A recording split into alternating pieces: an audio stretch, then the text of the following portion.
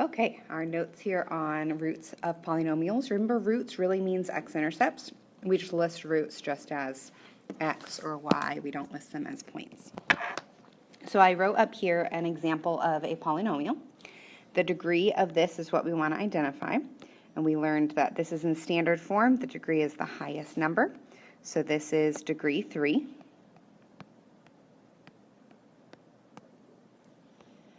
Okay, that means that it has to have 3 roots. It has to. Okay, that's a theorem of algebra, is that we have to have that many roots.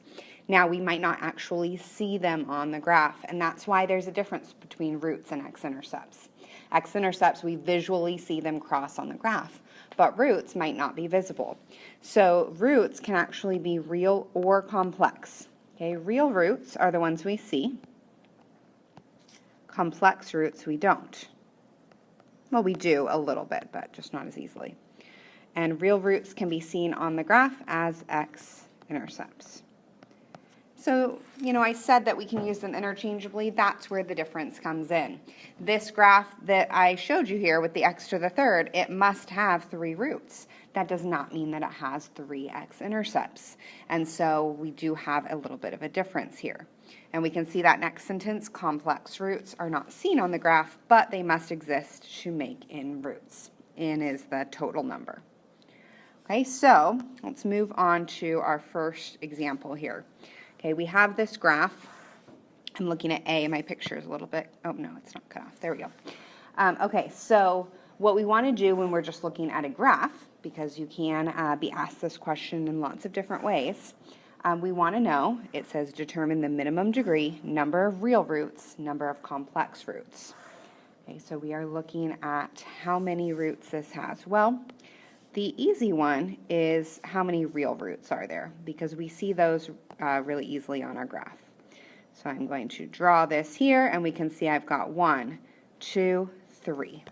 Okay, that's 3 real. That does not mean that this has a degree of 3. It is possible that this actually has a degree of more than 3, but it at least has to have 3. That is definitely our minimal. And so now what we do is we look to see if we can find some other places.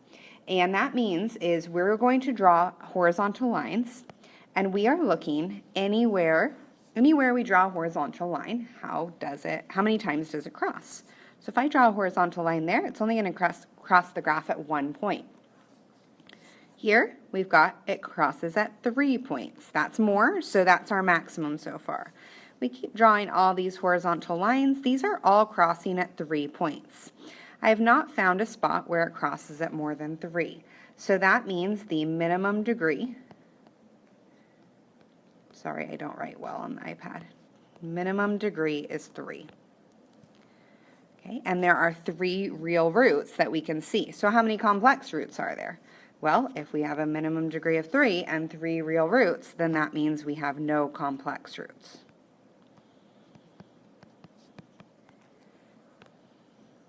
Okay, they have to add up to the degree. So let's write that a little bit above. We'll write ourselves an equation here. Real plus complex equals degree. Okay, let's try another one. So I'm going to start opposite this time. I'm going to go ahead and start with finding my minimum. So I'm going to start drawing my horizontal lines. Those are all going through at 3. That's only going through at 2, but since I have one at 3, that's more. That's only 1, but I am looking for the most. And so I have now that my minimum degree is 3. I did not leave myself space to write. Let me erase these. Go back. All of them, 3. So our degree, minimum degree, is 3. We say minimum degree because it could be higher, and that would just mean it has more complex numbers, but we don't have a way to know that. So that is our minimum degree. Now what we can find is are the real roots. So I look here, how many real roots are there? 1, 2, 3. Okay, well, if they have to add up, then how many complex roots am I going to have?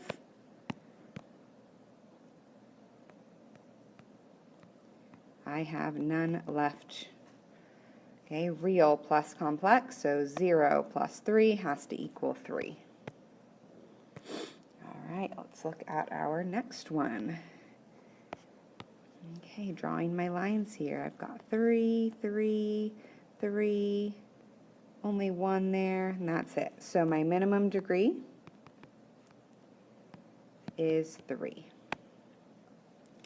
Okay, going for my real roots. Those are my x-intercepts. I'm going to look here. I only have one x-intercept, so my real, I have one real root. Well, I have to add up to 3, so how many complex roots do we have? And that would be 2.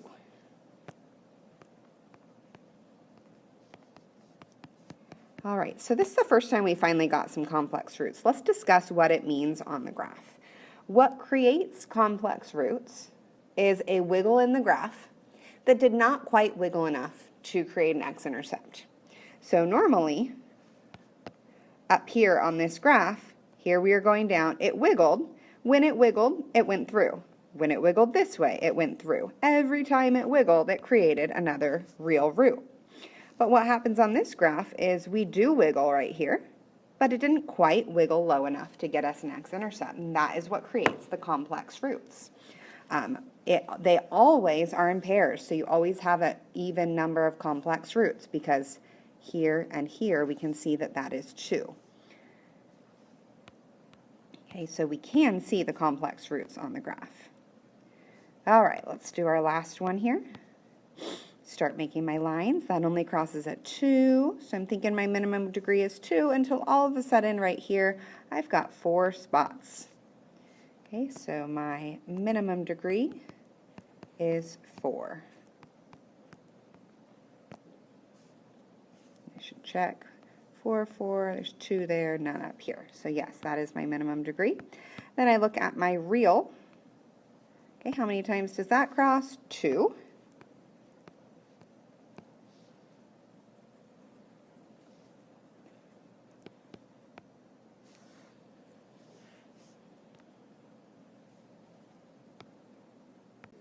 But something special happened there. We had bounces at those roots.